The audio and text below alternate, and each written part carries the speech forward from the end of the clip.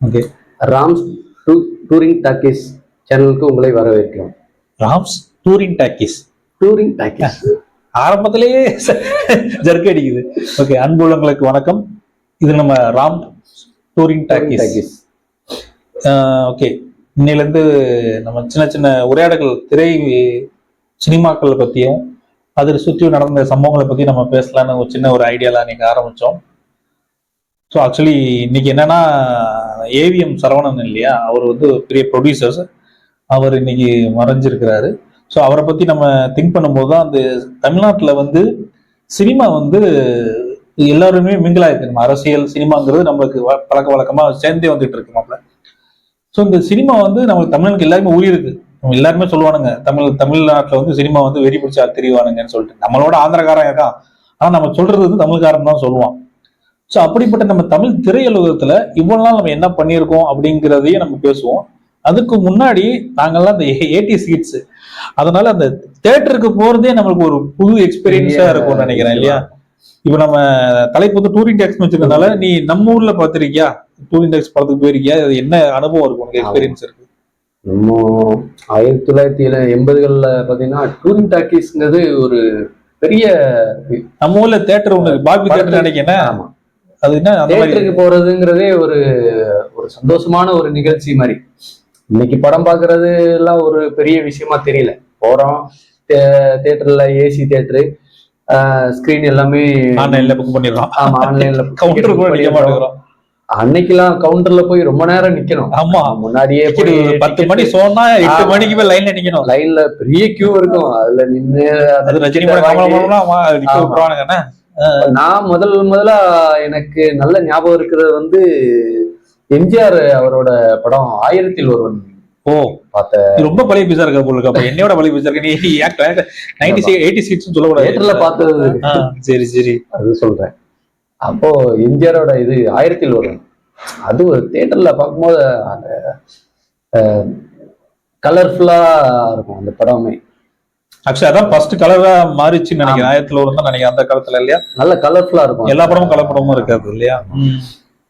இன்னைக்கு நம்ம வந்து எல்லாமே டிஜிட்டல் கேமராஸ் அந்த மாதிரி ஆயிடுச்சு. அன்னைக்கு பிலிம்ல எடுத்த கேமரால அதோட விஷுவலைசேஷன் அவ்வளோ அருமையா இருக்கும். தியேட்டர் எப்படி இருந்துச்சு அந்த காலத்துல? தியேட்டர் வந்து எப்படின்னா, தியேட்டர் அட்மாஸ்பியர் எப்படின்னா ஒரு கொட்டகை மாதிரி தான் இருக்கும். பெரிய டென்ட் கொட்டகையோட இதுதான் அது. எப்படின்னா சீட்டு கிடையாது. இப்போ வந்து நம்ம எல்லாமே சீட்டு புக்கிங்ல தான் இருக்கு. அப்போ வந்து ஃபர்ஸ்ட் மண் தரை இருக்கும். மண் தரைக்கு அப்புறம் சின்ன பெஞ்ச் மாதிரி போட்டுருப்பாங்க. அதுக்கப்புறம் தான் சேர்ஸ் இது இருக்கும். சேர்லாம் கூட எனக்கு இருக்குமா தெரியல ஊர்ல. இந்த மண் தரை தான் அந்த பெஞ்ச் போட்டு. இதுல என்னன்னா, நான் சின்ன பிள்ளையா இருக்கும் போது எப்படின்னா, முன்னாடி நம்மளோட பெரியவங்க யாராவது உட்கார்ந்தாங்கன்னா மறைக்கும். அதனால மண்ணு வந்து கூட்டிட்டு அது பின்னால மறைக்காம அந்த மாதிரி இது இருக்கு. 2 பக்கமே டோரே கிடையாது. ஆமா, அந்த அதுவும் மழை காலத்துல எல்லாம் வேற லெவல்ல இருக்கும். ஒண்ணு பகல்லையுமே நமக்கு அவ்வளவா படம் அவ்வளவா தெரியாது இல்ல. மத்தியானம் ஷோவும் நைட் ஷோ மட்டும் தான் ஓட்டணும். மதிய ஷோவும் நைட் ஷோ, 2 பக்கம் நைட் ஷோ கிடையாது. ஈவினிங் ஷோ தான். 6 மணி ஷோ தான். 10 மணிக்கு முடிஞ்சிடும். அதுக்கப்புறம் ஷோ இருக்காது. சரி சரி, 2 பக்கம் சாக்கு கட்டி விட்டுருப்போம். ப்ரொஜெக்டர் ஒரு வேஸ்ட் மாதிரி கட்டி விட்டுருப்போம். பெரிய இதா இருக்கும். அப்புறம் இன்டர்வல் டைம்ல நமக்கு வந்து இது கலர், கல்லமிட்டாய், இஞ்சி மிட்டாய், முறுக்கு. ஆமா, அதெல்லாம் பெரிய ஸ்நாக்ஸ். முறுக்கு வாங்கி சாப்பிடுறது. அப்புறம் வந்து இது காளிமார்க்கு கோலி சோடாவோட இது, அது வந்து 2 ஃபிளேவர்ல இருக்கும். ஆரஞ்சு ஃபிளேவர்ல ஒண்ணு, இன்னொன்னு ப்ரௌன் கோகோ கோலா மாதிரி இருக்கும். அது அந்த டேஸ்ட் இருக்கும். மொவன்டோவோட இது வருது. அது காளிமார்க் தான். காளிமார்க் அதுக்கப்புறம் தான் போகும். இல்ல இருக்கும். காளிமார்க்கு வந்து மொவன்டோவோட பிராண்ட் தான். அவங்க காளிமார்க் தான் மொவன்டோ இப்ப மாறி.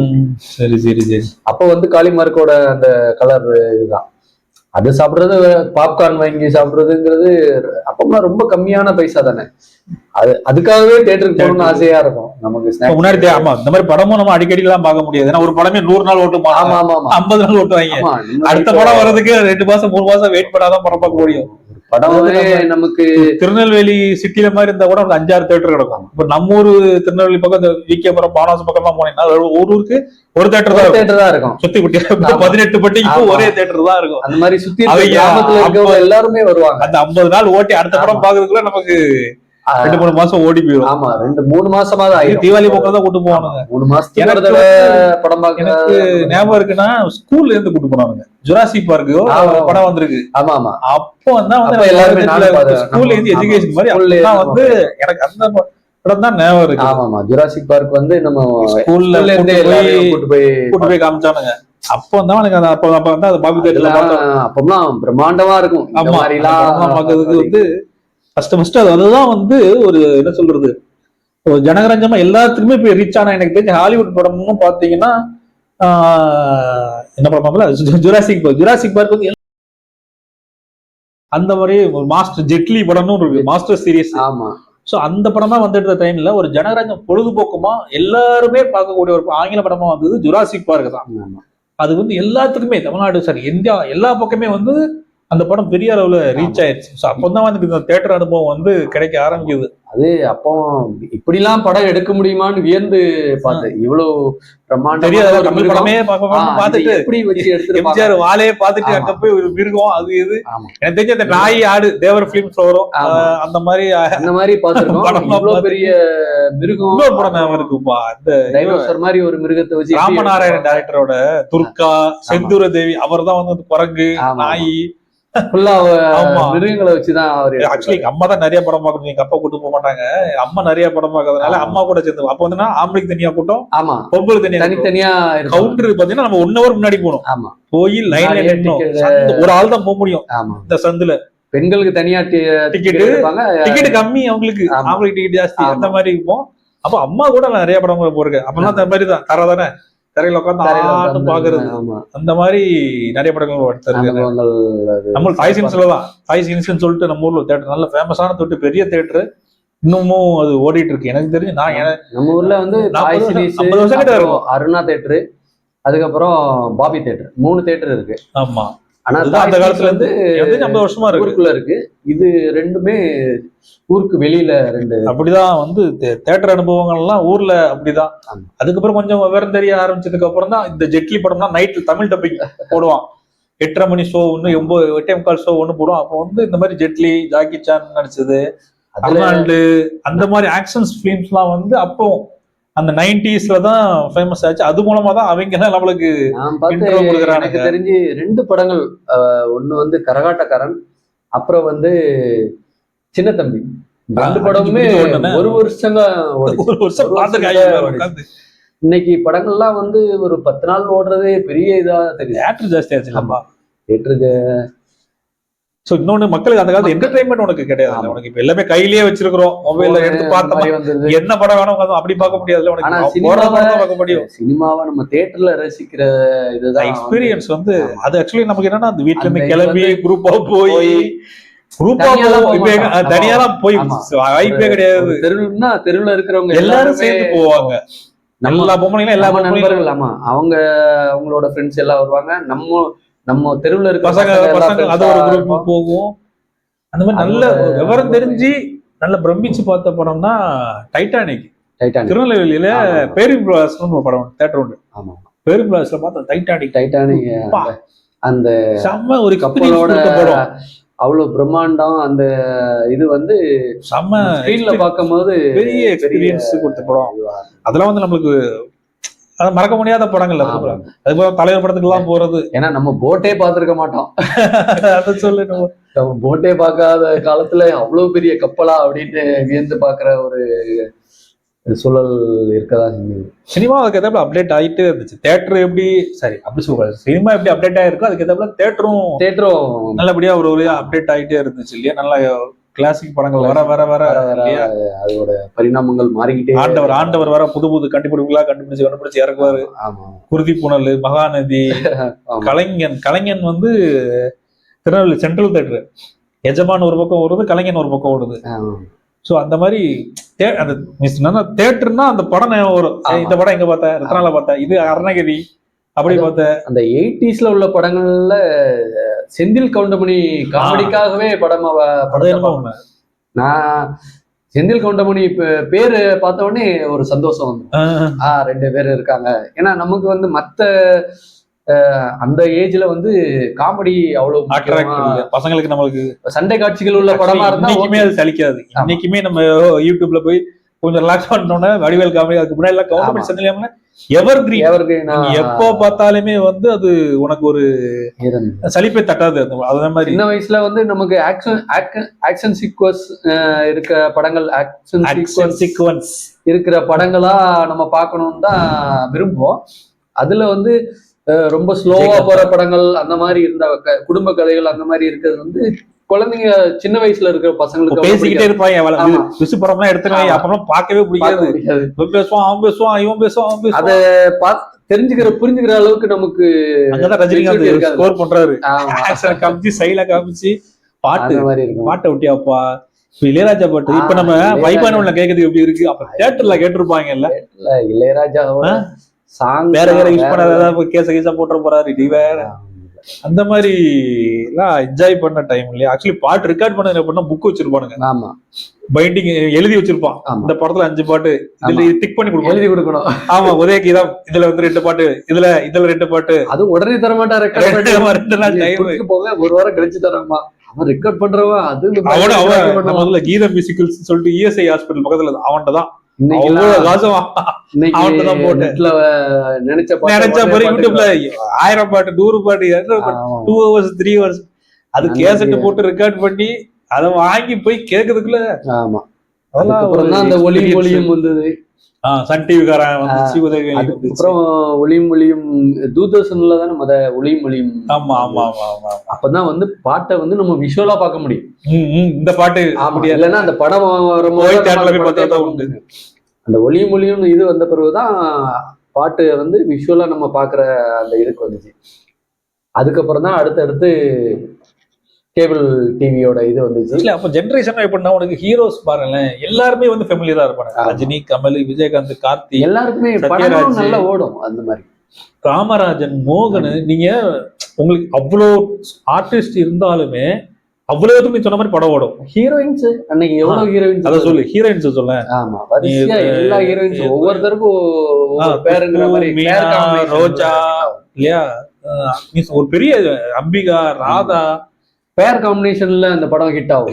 இவங்க 2 பேரோட பேர் அந்த மாதிரியே கண்டினியூ அட்லீஸ்ட் ஒரு 20 years வச்சுக்கலாம். அந்த 80s to 90s 10 years கூட வச்சுக்கோங்க.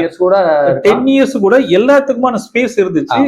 டைரக்டர் எவ்வளவு டைரக்டர் எல்லாமே. ஆமா, அவ்வளவு பேரும் என்னன்னா ஒரு பிளஸ் நம்ம சொல்லிக்கலாம். இந்த ஸ்டோரிஸ் மக்கள் அவ்வளவா என்டர்டைன்மெண்ட் இல்லாதனால என்ஜாய் பண்ணாங்க.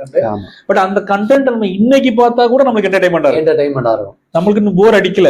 ஆனா இன்னைக்கு ஒரு படத்தை பார்த்துட்டு மறுநாள் ஓடிடியில பார்த்தா இருக்கு, நம்மகிட்ட ரியலா கையில இருக்கு. நீ நினைச்ச எப்பதான் பார்க்கலாம். ஆனா ஒரு படத்தை ஒரு தடவை பார்க்க முடியல. அந்த அளவுக்கு நமக்கு பொறுமை இல்ல. பொறுமை இல்லைன்னு சொல்லி அப்படி அப்டேட் ஆயிட்டோமா, நம்ம அப்டேட் ஆயிட்டோமான்னு தெரியல. நம்ம அந்த காலகட்டம் தான் நம்ம ஸ்பீடா நம்மளோட பிரெயின் வந்து உட்கார்ந்து படம் பார்க்க முடியல. நம்மளால உட்கார முடியல. பட் அதெல்லாம் கிடைக்காது இல்லையா. டைம் வந்து சொல்லதான் 90s கிரிஞ்சா தான் இருக்கும். பட் ஒரு வழி இல்லை. ஏன்னா நினைச்சு பார்க்கும்போது இப்போ உட்கார்ந்து ஒருத்தர் கூட டைம் ஸ்பெண்ட் பண்றதுமா அப்படின்னு நினைச்சு பார்க்கும்போது நமக்கு என்ன சொல்றது, மொபைல் அப்படிங்கிற ஒரு கேட்ஜெட் வந்ததுக்கு அப்புறம் சயின்டிஃபிக்கா நம்ம எவ்வளவோ வளர்ச்சி அடைஞ்சிடும். ஆனா இந்த மாதிரி சின்ன சின்ன இன்பங்கள் சேர்ந்து பாக்குறது, சேர்ந்து செலிப்ரேட் பண்றது மாதிரி கொஞ்சம் கொஞ்சமா குறைஞ்சிட்டு. அது எல்லாமே குறைஞ்சிச்சு இல்லையா? இல்ல அந்த ஒரு குறைஞ்சிச்சு. ஆனா இந்த சூரிய வம்சம்லாம் நின்றுட்டு பார்த்தேன் படம். அந்த மாதிரி என்னன்னா ஒரு 10 பேர் நிக்கிறோம் குடும்பத்தோட நின்று எல்லாரும் நின்று பார்த்துட்டு இருக்காங்க. அந்த மாதிரி குடும்பமா போய் தம்பி பார்க்கும்போது இடம் இல்ல. அப்போ யாருன்னே தெரியாது. இன்னொரு அக்கா மடியில போய் உட்காந்து, அப்ப சின்ன பையன் தானே, சரி அம்மா கூட்டு வந்தாங்க, இடம் இல்லாதனால இன்னும் யாருன்னே தெரியாது, அந்த அக்கா மடியில வச்சுட்டாங்க.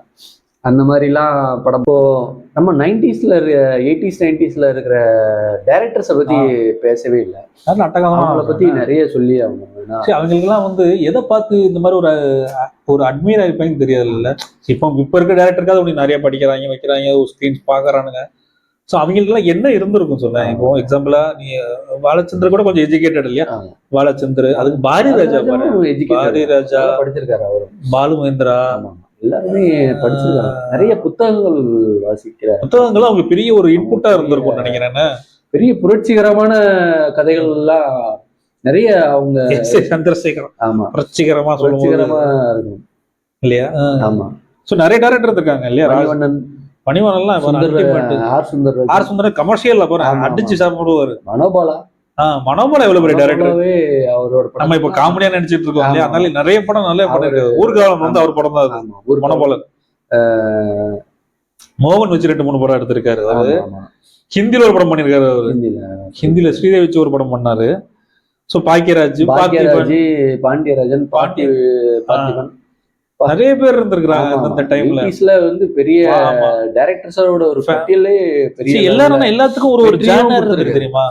எல்லாருமே ஒவ்வொரு ஜானர்ல அட்டாச்மெண்ட். கங்கை மரன் பாரு, அவன் ஒரு பக்கம் அவர் பாட்டுக்கு அடிச்சு தள்ளி போயிட்டே இருந்திருப்பாப்ல, யாரு என்ன பண்ணலாம் அப்படின்னு அவர் பாட்டுக்கு ஒரு ட்ராக்ல அவரோட இது பண்ணிட்டே இருந்திருப்பாரு. ஸோ ஒவ்வொருத்தவங்களுக்கும் ஒரு என்ன சொல் ஒரு சொல்றாங்களா ஒரு ட்ரேடு மாதிரி. அவங்களுக்கு சிக்னேச்சர் ஃபிலிம்ஸ் அது வந்திருக்கு. எல்லாமே கேட்டுதான். நீ எந்த படமும் நீ வந்து அப்படிலாம் ரொம்ப ஃபிளாப், ஏதாவது 1-2 படங்கள் அவங்க எடுக்கிற படங்கள் வந்து விசுவோட படங்கள் எவ்வளவு ஃபேமிலி ஓரியன்டட் படம், ஃபேமிலி ஓரியன்டா பெரிய அளவுக்கு. வாசு இல்லையா? வாசுல அந்த கட்டிக்கிறதா வருவார். விசு வாசுலாம் வந்து அவரோட சந்திரமுகி 2 எல்லாம் பார்க்க முடியல. வாசு சொல்றேன், சந்திரமுகி 2 எல்லாம் வச்சு செஞ்சுட்டாப்ல. ஆனா பட் நிறைய நினைவுகள் இருக்கு, நல்ல எக்ஸ்பீரியன்ஸும் இருக்கு.